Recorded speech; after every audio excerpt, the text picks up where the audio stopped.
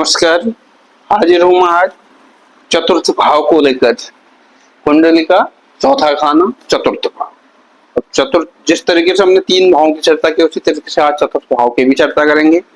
चतुर्थ भाव से हम किन किन चीजों का विचार करते हैं सर्वप्रथम ये जान लेते हैं। चतुर्थ भाव हमारे सुखों का भाव है। जो जातक को मिलने वाले सारे सुख हैं उन सारे सुखों का भाव विचार चतुर्थ भाव से किया जाता है। जातक की माता का भाव भी यही है, माता का विचार चतुर्थ भाव से किया जाता है।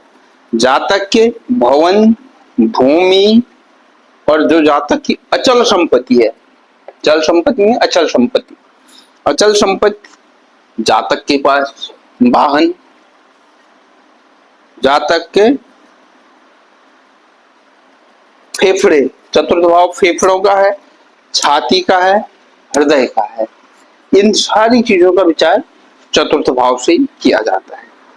चतुर्थ भाव में अब नियम क्या है, नियम पढ़ लेते हैं कि चतुर्थ भाव का नियम क्या कहता है कि यदि चतुर्थेश चतुर्थ भाव में, यानी चतुर्थेश मीन्स चतुर्थ भाव का स्वामी यहीं बैठा हुआ हो, अथवा लग्नेश, अथवा यह क्या नियम कहता है कि यदि चतुर्थ भाव इस भाव का स्वामी यहीं बैठा हो, अथवा लग्नेश लग्न का स्वामी चतुर्थ भाव में बैठा हो, अथवा लग्नेश और चतुर्थेश का स्थान परिवर्तन हो, यानी चतुर्थेश और लग्नेश, लग्नेश चतुर्थेश की राशि में बैठ जाए और चतुर्थेश लग्न की राशि में बैठ जाए तो जातक को और साथ साथ उन पर लग्नेश पे भी चतुर्थेश पे भी शुभ ग्रहों की दृष्टि हो जाए, शुभ ग्रहों से युक्त हो जाए तो जातक को घर, कोठी, आवास, बंगले, इन सब का जो है पूर्ण सुख जातक को प्राप्त होता है।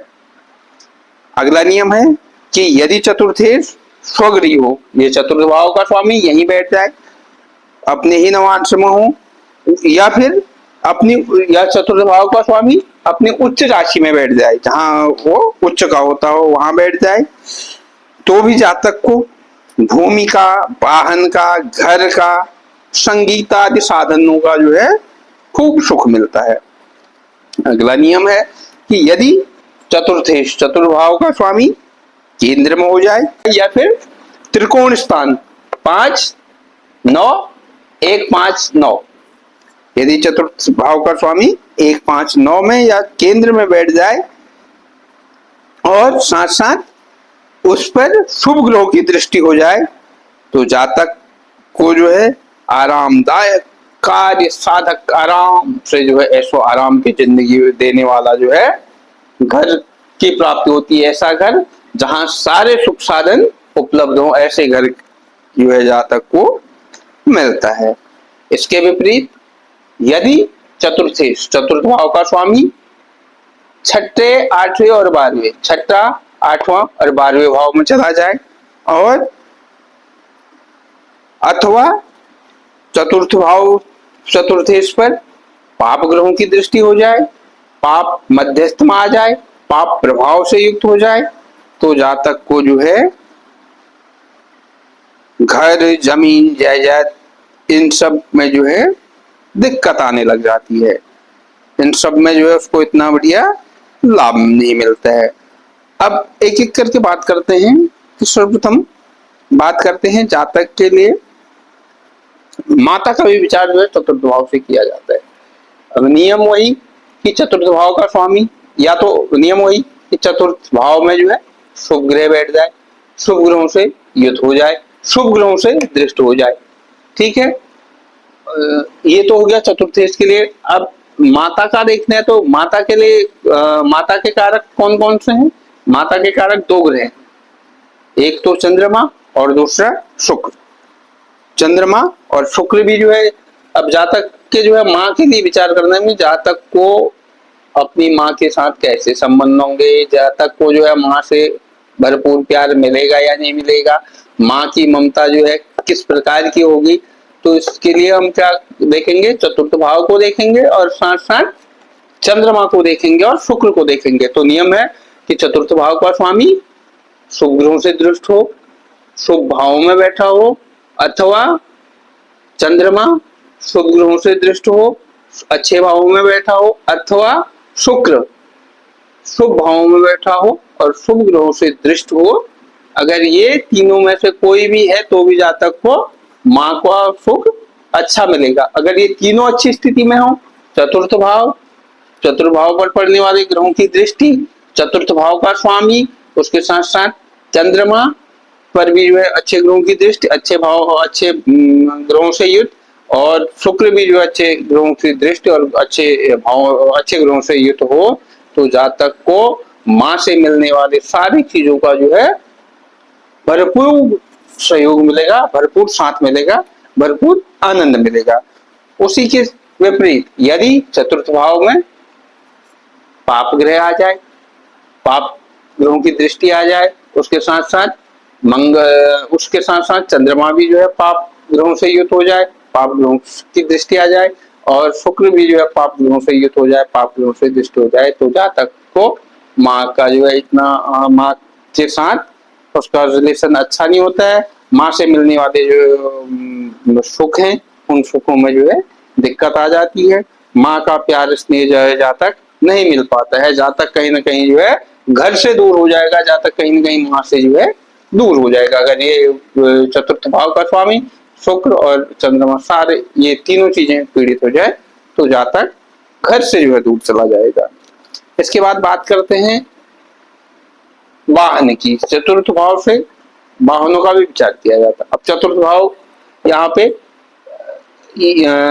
वाहन के लिए कारक कौन सा ग्रह है? शुक्र कारक है। ऐशो आराम के लिए जो है शुक्र कारक है। अब चतुर्थ भाव अच्छी स्थिति में है, चतुर्थेश अच्छी स्थिति में है, साथ साथ शुक्र अगर अच्छी स्थिति में है, शुक्र जो है अच्छे ग्रहों से दृष्ट है, तो जातक को जो है बड़ी बड़ी गाड़ियां, बड़े लग्जरी गाड़ियां, और जातक को साथ साथ क्या मिलेगा? लग्जरी गाड़ियां हैं, जेवरात हैं, जेवरात हैं, फैशन संबंधित जो भी सामग्री है सबका कारक शुक्र है। तो अगर शुक्र और चतुर्थेश दोनों अच्छे हैं तो जातक को बढ़िया जो है गाड़ी, बढ़िया कपड़े, बढ़िया जो है ज्वेलरी, ये सब प्राप्त होगी। और इसके विपरीत यदि दोनों पीड़ित हैं, शुक्र भी पीड़ित है और चतुर्थ भाव भी पीड़ित है, तो वाहन जातक को जो है चतुर्थ भाव से मिलने वाले जो सुख सुविधाएं हैं वो भी कम हो जाएंगी, और जो उसकी जो है गाड़ी वाहन है वहां भी जो है जातक को दिक्कत आने लग जाएगी। बात करते हैं कि जो हर्ष उल्लास जो मिलता है जातक को घर से ही मिलता है। एक आत्मिक शांति, आत्मिक सुकून जिसको कहेंगे, वो भी घर से ही मिलता है। अब उसके लिए उसके कारक ग्रह कौन से हैं? बृहस्पति। अगर बृहस्पति अच्छा है तो जातक इन सब सुखों का भोग भी करेगा। ठीक है, अब देखना है कि ये जातक के पास गाड़ी, बंगले, जेवरात सब कुछ है, क्या ये भोग कर पाएगा? अब उसके लिए देखना क्या है कि चतुर्थ भाव अच्छा हो गया, चतुर्थ भाव पर अच्छे ग्रहों की दृष्टि हो गई, साथ में जो है गाड़ियां और शुक्र भी अच्छा हो गया, तो गाड़ी भी, बड़ी बड़ी गाड़ियां भी मिलेंगी, जेवरात मिलेंगे, अच्छे कपड़े मिलेंगे, गहने मिलेंगे, लेकिन मिलेंगे तो सही, लेकिन क्या जातक उनका उपभोग कर पाएगा? इसके लिए देखना पड़ेगा बृहस्पति। अब बृहस्पति कुंडली में जो है अच्छा है, चतुर्थ अच्छा हो गया और बृहस्पति भी जो है अच्छे ग्रहों से दृष्ट हो जाए, अच्छे ग्रहों से युक्त हो जाए, अच्छी डिग्री के साथ हो, तो जातक जो है इन सब का उपभोग भी करेगा। साथ साथ लग्न भी देखना पड़ेगा। उसके साथ साथ लग्न अगर मजबूत है, लग्न का स्वामी मजबूत है, तो जातक और भी आनंदित रहेगा। क्योंकि अगर ये सब चीज होने के बावजूद भी अगर यहाँ पे लग्न कमजोर हो गया, तो ये सब लग्नेश कमजोर हो गया तो शरीर ही साथ नहीं देगा, तो जातक क्या करेगा इन चीज को लेकर? तो उसके लिए लग्न का भी, शरीर का भी जो है मजबूत होना बहुत जरूरी है। तो कहीं ना कहीं हम ये सारे ग्रह एक दूसरे से जो है कनेक्टेड है। अगर एक चीज जो है जातक को मिल गया तो उसके साथ साथ दूसरा चीज भी जो है उसकी पूर्ति तभी है जब उसका दूसरे कारक ग्रह भी जो है अच्छी स्थिति में होगा, तो जो है जातक को ये सब चीजें मिलेंगे। उसके साथ साथ बात करते हैं कि चतुर्थ भाव से वाहन सुख का हो गया कि चतुर्थ वाहन सुख जो है कब मिलेगा, मिलेगा नहीं मिलेगा, शुक्र भी जो है मजबूत चाहिए। साथ साथ चतुर्थ भाव से हम किसका विचार करते हैं, चतुर्थ भाव से हम जातक के हृदय का विचार करते हैं। तो यदि चतुर्थ भाव में अच्छे ग्रह हो तो जातक हृदय से जो है उतना ही पवित्र होगा। अगर यहाँ पे चतुर्थ भाव में पाप ग्रह हो जाए, क्रूर ग्रहों की दृष्टि हो जाए तो जातक को हृदय संबंधी रोग हो सकते हैं, जातक को जो है छाती से रिलेटेड परेशानियां हो सकती हैं। उसके साथ साथ चतुर्थ भाव से हम उसका जमीन जायदाद का भी विचार करते हैं। तो यदि जमीन का कारक, भूमि का कारक कौन है, मंगल है। यदि चतुर्थ भाव के साथ साथ मंगल ग्रह भी जो है अच्छे स्थिति में बैठा हो, अच्छे ग्रहों से दृष्ट हो, अच्छी पावर के साथ हो, तो जातक को जो है भूमि का भी जो है सुख मिलेगा, भूमि का भी आनंद मिलेगा। लेकिन अगर वही मंगल पाप पीड़ित हो जाए, पाप प्रभाव में आ जाए, किसी न किसी तरीके से जो है बुरे प्रभाव में आ जाए, तो जातक का घर जमीन होते हुए भी जातक जो है कानूनी मसलों में फंस जाएगा। जातक के पास जमीन तो है, घर तो है, लेकिन उसके साथ जो है कोर्ट का कुछ लफड़ा चल रहा है, जातक कहीं ना कहीं जो है कानूनी दाव पेच में आ जाएगा क्योंकि मंगल सही नहीं है। या तो जातक को जो है उस जमीन का जो है इतना बढ़िया फायदा नहीं मिलेगा, मंगल कमजोर है, अच्छा घर मिल गया लेकिन घर में आए दिन टूट फूट हो रही है, कभी आग लग गई, कभी जो है प्राकृतिक आपदा आ गई, घर की जो है दीवार टूट गई, कैसे कुछ ना कुछ जो है ऐसी दिक्कतें आ जाएंगी अगर मंगल कमजोर है।